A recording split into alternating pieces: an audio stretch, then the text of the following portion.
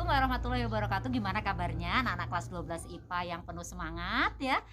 Mudah-mudahan kalian pada hari ini lebih semangat lagi karena kemarin baru saja mengerjakan soal MIT dan alhamdulillah hasil MIT-nya kayaknya bagus-bagus semua ya. Hanya beberapa siswa yang kemarin belum tuntas gitu ya. Hari ini kita akan mengkaji materi lanjutan dari materi kemarin ya. Tapi ngomong-ngomong tadi Ibu kan di dalam rumah tuh panasan gitu ya, karena panas Ibu keluar nih ke belakang, taman belakang gitu ya. Begitu duduk di taman ini tiba-tiba kok ada sensasi rasa yang lain gitu. Ibu merasa udaranya segar banget gitu ya. Kenapa ketika Ibu berada di taman yang penuh dengan tanaman ini udaranya begitu segar gitu ya? Nah, kenapa ya kok segar? Apa sih yang dikeluarkan oleh tumbuhan ini sehingga memberi efek segar? Hal inilah yang akan kita kaji pada pertemuan materi hari ini, yaitu tentang fotosintesis gitu ya. Apa saja sih hasil dari fotosintesis itu? Kemudian apa sih yang dibutuhkan tumbuhan ini untuk melakukan fotosintesis? Kemudian tadi yang bikin udara segar itu dihasilkan dia pas kapan? Kemudian bagian mana dari tumbuhan itu yang melakukan proses fotosintesis itu? Agar lebih jelasnya ya, untuk mengetahui menjawab pertanyaan-pertanyaan tadi, terus ikuti video-video yang ada kelanjutannya berikut ini. Jadi tujuan pembelajaran kita hari ini adalah yang pertama, kalian bisa menjelaskan tentang reaksi apa saja yang terjadi pada proses fotosintesis. Kemudian yang kedua, kalian bisa membedakan antara reaksi terang dan reaksi gelap. Kemudian yang ketiga, kalian bisa membedakan antara reaksi fosforilasi siklik dan fosforilasi non-siklik. Oke, 3 tujuan pembelajaran itu mudah-mudahan hari ini tercapai melalui proses pembelajaran berikut. Yuk kita mulai belajar. Baiklah, di dalam proses fotosintesis kita mengetahui bahwa dalam proses ini terjadi proses penyusunan ya, penyusunan senyawa dari senyawa anorganik yang sederhana menjadi senyawa organik yang kompleks. Apa senyawa sederhana yang ada di dalam reaksi fotosintesis? Yaitu karbon dioksida CO2, air H2O. Ini merupakan senyawa sederhana. Melalui proses fotosintesis, senyawa sederhana tadi akan disusun menjadi senyawa kompleks, yaitu glukosa C6H12O6, dan hasilnya selain glukosa adalah oksigen. Bagaimana glukosa bisa terbentuk dalam reaksi fotosintesis dan dari mana oksigen itu dihasilkan dalam proses fotosintesis, akan kita kaji reaksi-reaksi dalam fotosintesis. Di bagian mana proses fotosintesis itu terjadi? Seperti kita tahu, dalam proses fotosintesis itu membutuhkan klorofil, dan klorofil itu ada di dalam daun ya. Kita sudah pernah belajar jaringan pada tumbuhan, yaitu pada daun itu terdapat jaringan palisade atau jaringan pagar dan jaringan spon atau bunga karang. Disinilah letak klorofil ya, atau kloroplas itu berada. Kalau kita perbesar lagi, nah di sini di dalam jaringan bunga karang ini yang diperbesar, di sini ada klorofil. Nah, ini adalah klorofil. Nah, di dalamnya terdapat kloroplas. Kita perbesar lagi, ini kloroplas, di dalamnya terdapat grana atau granum ini ya. Jamaknya grana, tunggalnya granum, ini granum, ini. Kemudian ini adalah cairan yang ada di dalam kloroplas yang disebut stroma. Nah, grana itu merupakan tumpukan dari tilakoid. Kayak apa sih tilakoid? Nah, ini tilakoid merupakan membran yang bertumpuk-tumpuk seperti koin ini ya. Jadi kalau tumpukannya disebut grana atau granum, sementara lembaran-lembarannya ini tilakoid. Nah, disinilah ya, di dalam tilakoid dan di dalam stroma inilah nanti terjadi proses fotosintesis ya. Proses apakah yang akan terjadi di bagian kloroplas ini akan kita lihat berikutnya. Baik ya, dalam tahap-tahap proses fotosintesis itu terjadi 2 tahapan reaksi. Yang pertama adalah reaksi terang, kemudian nanti akan dilanjutkan dengan reaksi gelap. Nah, ya. Oke. Apa itu reaksi terang? Reaksi terang adalah reaksi yang membutuhkan cahaya, ya. Jadi di reaksi ini dibutuhkan cahaya dan terjadi di bagian grana. Tadi kita ingat ya, grana tadi adalah bagian yang berupa tumpukan dari tilakoid ini, ya. Ini jadi yang banyak mengandung di dalam kloroplas yang berupa tumpukan-tumpukan tadi itu grana, ya, dalam tilakoid ini. Disinilah terjadi reaksi terang, ya. Dan reaksi ini butuh cahaya, ya. Bagaimana reaksi ini terjadi, ya? Melalui dua jalur, yaitu yang disebut dengan jalur siklik dan jalur non siklik. Apa itu jalur non siklik? Apa itu jalur siklik? Nah, di dalam jalur non siklik dan siklik ini terjadi proses perpindahan energi, ya. Energi cahaya matahari nanti akan menghasilkan energi kimia yang berupa ATP dan NADPH. Bagaimana ATP dan NADPH itu terbentuk? Ya, kita lihat di sini. Reaksi yang pertama yaitu reaksi fosforilasi non siklik, ya. Di sini melibatkan dua fotosistem, yaitu fotosistem 1 dan fotosistem 2. Fotosistem 1 yaitu fotosistem yang bekerja pada panjang gelombang 700 nanometer, ya. Ada buku lain yang menyebutnya itu 600 sampai 700 meter. Sementara fotosistem 2 yaitu fotosistem yang bekerja pada panjang gelombang 680 nanometer, atau buku lain ada yang menyebutkan pada panjang gelombang 400 sampai 500 nanometer. Bagaimana proses ini terjadi, ya? Peristiwanya adalah ketika cahaya itu mengenai pusat fotosistem di dalam klorofil, maka hal itu akan menyebabkan terjadinya peristiwa fotolisis, ya. Fotolisis apa itu? Fotolisis air, ya. Jadi air tadi yang dibutuhkan dalam reaksi fotosintesis itu akan terpecah, ya, terlisis, ya. Air H2O itu akan terurai menjadi setengah O2 plus 2H plus 2 elektron. Nah, ini peristiwa fotolisis air. Nah, kemudian elektron dari hasil fotolisis air itu, ya, tadi di sini ketika ada cahaya matahari, maka elektron yang ada di dalam fotosistem 2 ini akan tereksitasi, akan keluar, ya. Kemudian di sini kosong elektronnya. Elektron yang kosong ini akan diisi oleh elektron hasil dari fotolisis air.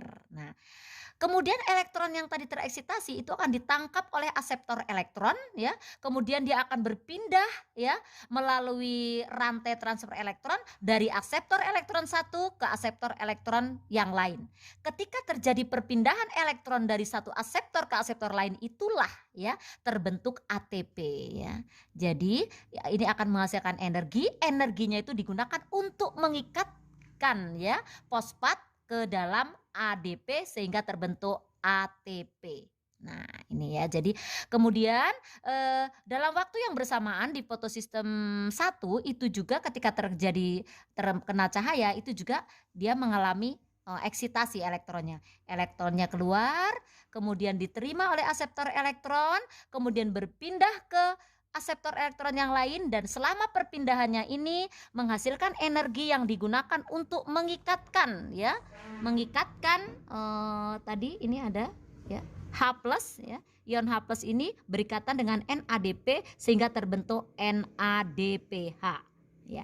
Jadi sekali lagi di dalam siklus non siklik dihasilkan dua senyawa kimia yaitu NADPH dan ATP. Di jalur non-siklik melibatkan dua fotosistem, yaitu fotosistem 1 dan fotosistem 2. Oke, itu adalah jalur non-siklik. Nah, kemudian untuk jalur siklik, ini kita lihat di sini, inilah yang disebut dengan jalur siklik, sikel. Sikel itu berarti memutar, ya. Kenapa disebut jalur siklik? Jalur siklik itu hanya melibatkan fotosistem 1, ya. Jadi ketika cahaya itu mengenai fotosistem 1, elektron yang keluar itu akan ditangkap oleh aseptor elektron, kemudian energi yang dikeluarkan akan digunakan untuk mengikatkan fosfat ke dalam ADP sehingga terbentuk ATP, dan elektron itu akan kembali lagi ke fotosistem satu ya. Jadi elektron yang keluar dari fotosistem 1 diterima akseptor elektron, kemudian terjadi perpindahan rantai tasuk elektron dan elektron itu kembali lagi ke fotosistem 1. Makanya disebut jalur siklik. Kita lihat di sini, kita perhatikan di jalur siklik itu hanya terbentuk ATP. Sementara tadi yang jalur non siklik ada terbentuk ATP dan NADPH. Nah, itu perbedaannya ya. Inilah reaksi yang terjadi pada reaksi terang, yaitu jalur non-siklik dan siklik. Baik, kita lanjutkan reaksi yang kedua, yaitu reaksi gelap ya. Kalau tadi reaksi terang adalah reaksi yang membutuhkan cahaya, pada reaksi gelap ini bisa ada cahaya, bisa tidak. Jadi dia tidak terpengaruh cahaya. Oke. Nah, reaksi gelap itu pada reaksi ini terjadi proses ya. Proses yang terjadi di reaksi ini adalah ada fiksasi ya, kemudian ada reduksi. Kemudian yang ketiga regenerasi. Oke, kita mulai yang pertama, reaksi fiksasi. Apa itu fiksasi ya? Fiksasi merupakan reaksi pengikatan CO2 ya. Siapa yang mengikat? Yang mengikat adalah RUBP. Ribulosa bifosfat. RUBP mengikat CO2, kemudian nanti akan terbentuk fosfoglyceraldehyde atau PGA gitu. Kemudian PGA itu akan diubah menjadi difosfoglyceraldehyde atau DPGA ya. Nah, untuk merubah PGA menjadi DPGA itu dibutuhkan ATP. Ya, ATP-nya dari mana? Dari tadi hasil dari reaksi terang. Kemudian DPGA itu akan diubah menjadi PGAL atau fosfoglyceraldehyde ya. Untuk merubah DPGA menjadi PGAL ini dibutuhkan NADPH ya. NADPH. Nah, ini dari mana NADPH? Dari hasil reaksi terang tadi. Inilah yang disebut dengan reaksi reduksi. Jadi ini adalah fiksasi, yaitu pengikatan CO2 oleh RUBP. Kemudian yang kedua adalah reduksi, ya, perubahan dari PGA menjadi DPGA menjadi PGAL. Kemudian yang ketiga yaitu reaksi regenerasi. Kembali, generasi, pembentukan kembali ya. Dari 12 PGAL yang nanti terbentuk itu 10-nya ya, 10 PGAL itu akan direduksi kembali, diregenerasi kembali menjadi RUBP. Sementara yang 2 PGAL itu nanti akan dibentuk menjadi senyawa glukosa atau C6H12O6. Nah, jadi glukosa yang tadi di reaksi awal fotosintesis itu dihasilkan pada saat reaksi gelap. Nah, inilah yang disebut dengan reaksi gelap. Apa hasil dari reaksi gelap? Glukosa. Jadi kalau kita kembali ke reaksi awal tadi pada fotosintesis, hasilnya kan glukosa. Nah, glukosa ini ternyata dihasilkan pada saat reaksi gelap. Kemudian oksigen ini dihasilkan pada saat reaksi terang. Ya. Pada saat kapan ini? Tadi kita lihat pada saat terjadi fotolisis air. Di sini ada oksigen. Jadi di reaksi terang itu menghasilkan oksigen, di reaksi gelap akan menghasilkan glukosa. Nah, demikianlah proses fotosintesis yang terjadi pada tumbuhan yang menghasilkan senyawa berupa glukosa dan oksigen. Baiklah, mari kita simpulkan materi kita hari ini tentang fotosintesis. Yang pertama, bahwa di dalam fotosintesis itu terjadi 2 reaksi, yaitu reaksi terang dan reaksi gelap. Yang kedua, di dalam reaksi terang itu menghasilkan oksigen, ATP, dan NADPH. Sedangkan pada reaksi gelap akan menghasilkan glukosa. Alhamdulillah, kita sudah selesai pada ujung pembelajaran kita ya. Mudah-mudahan apa yang kita kaji hari ini semakin meningkatkan pengetahuan kita tentang bukti kebesaran ilahi dan semakin mantap kita terus menggali ilmu. Karena dengan biologi kita kaji kebesaran ilahi. Belajar biologi apa uniknya? Semakin bertambah ilmunya, semakin mantap imannya. Sampai ketemu lagi.